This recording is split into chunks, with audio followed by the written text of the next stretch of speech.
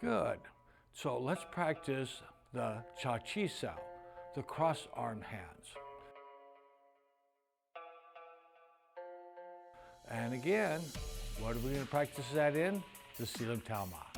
Let's chamber, bend knees, toes out, heels out. Very good.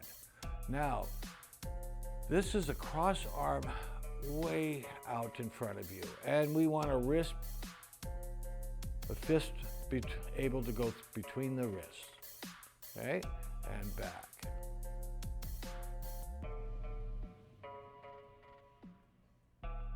This common mistakes is too reaching or too bent back. I don't want to invite the opponent inward. I want to keep him at bay. So pull back.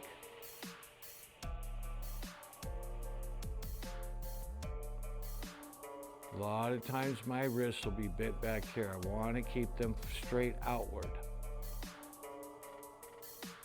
I'm constantly looking to improve my form. It's one of the things I notice the most is sometimes my wrist is bent there. It should be outward, not bent in. Bent in is going to make it easy to apply a joint locking to my wrist.